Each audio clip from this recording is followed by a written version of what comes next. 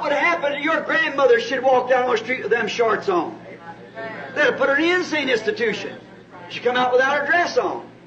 There's something wrong with her mind. If it was so then, it's so now. Amen. So it throws the whole world into insanity. Amen. The whole thing's insane. And it's so gradually crept in till the people don't know it. Amen. Now, is she a prostitute? Not by her husband vow to her body, but before God she's got a evil prostitute spirit on her that makes her dress like that, and she's in the Laodicean church age and don't know that she's doing that. The innocent woman don't know that God will judge her for a prostitute. There you are. You get it to her. You can't tell her. There's no way of getting it to her. The Bible said they're naked and don't know it. Amen. Amen. If you call her a prostitute personally, she'd have you arrested. She would. I never talk personally about anybody. I talk about sin. I don't say this certain church, Mr. So-and-so, Reverend so-and-so, he's a... No, I say that, the doctrine of that. See? The whole thing together. I don't call individuals. It's not individuals. It's the system that they're in. It's a world system. Brother George Wright, sitting here, 75 or 78 years old, I guess. What would you think would have happened if you'd have went to see Sister Wright someday? She'd been standing in a pair of shorts. Well, you'd have had the woman locked up. You'd have never married her. Well, if any young man in that day would have done it, the same thing would have took place. Well, if it was sin and wrong then, it's the same thing, but the people have grown into insanity. Amen. Let me prophesy something to you just before it comes to pass.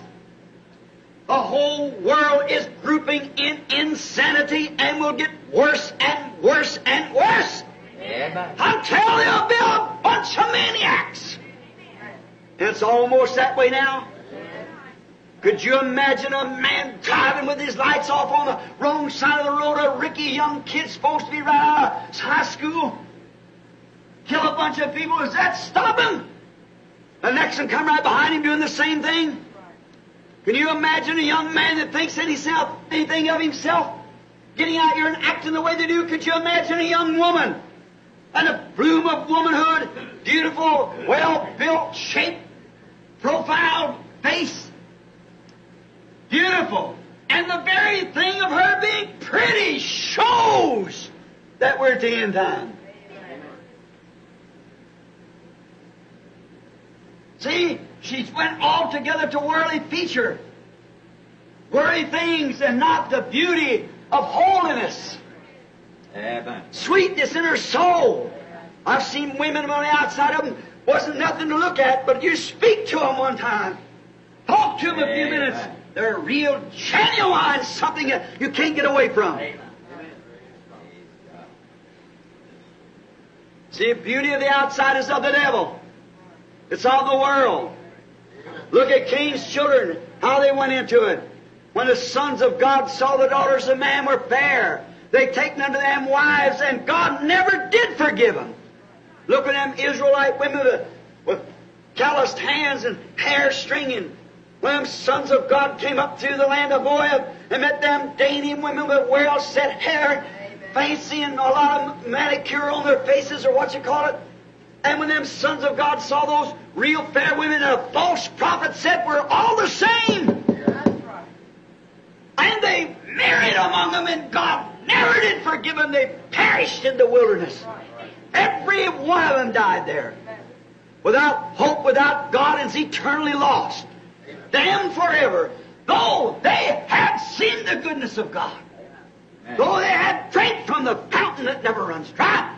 They had drunk from the smitten rock. They had seen the brass serpent perform miracles. They had come out from under the baptism of Moses in the sea. They had seen the hand of God. They had eaten angels' food and had done all those things, but married in, let women bring them in. Amen. And marry among them. Not commit adultery, just marry among them. God never did forgive it. That's the second time it met. Now here we're on the third time. more deceiving now than ever. I know that's hard. And I've often wondered, in many ways, how will it ever be? Why do I have to talk so rational to people? What makes it so? And yet I notice, if it wasn't God, there would be nobody, not a woman, to sit and listen at me. Amen.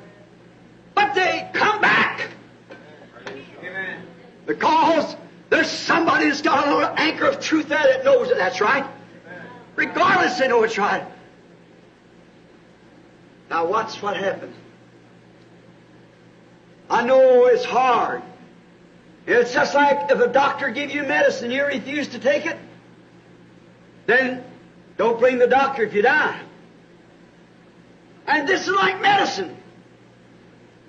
What about these people? They always claim to me being a woman hater. You see, you just watch the way the women act, and I'll show you where the church is. The women morals is in Laodicea, in the world, physically. Naked, miserable, blind, and don't know it. The people, the women of the world, and the church is in the same stage. Watch the natural type, the spiritual, right through each time. Now, someday at the judgment bar, I know it's not popular to say it. And if a man's not ordained to say it, you better not say it. Because you're impersonating and then you'll get in trouble sure enough. Now notice, I've actually looked like in times held a woman's mouth open and poured the medicine in her mouth. And then hold my hands over her mouth and she'll spit it out every time. What if a doctor did that to a patient, then the patient died? Because they refused to swallow the medicine. At the judgment bar, when all these things like cutting hair and wearing shorts, and I'm only building the hours close at hand when you're going to see something happen. When something's going to take place, and all this background here has only been laying a foundation for a short, quick message that'll shake the whole nations. Well, I've been picking on women. It's just been laying up here for something that you can hit around the head with it. Even trying to tell them what's right, and holding a hand down like this is where the mouth is spit it out. Then who can blame the doctor? How are you going to say at the day of the judgment, when the very voices that's cried out against it will play the record right back in the face of the people? Then how are they going to get away from it? Spit it out between your fingers. Pour some more down and finally shake their head and go back and go back. Won't do it. Yet you come back again and pour it in again. Then who's to blame? Not the doctor, not the medicine, but the attitude of the person. That's exactly. It'll be a horrible day one of these days when this sinful, adulterous generation stands before Almighty God.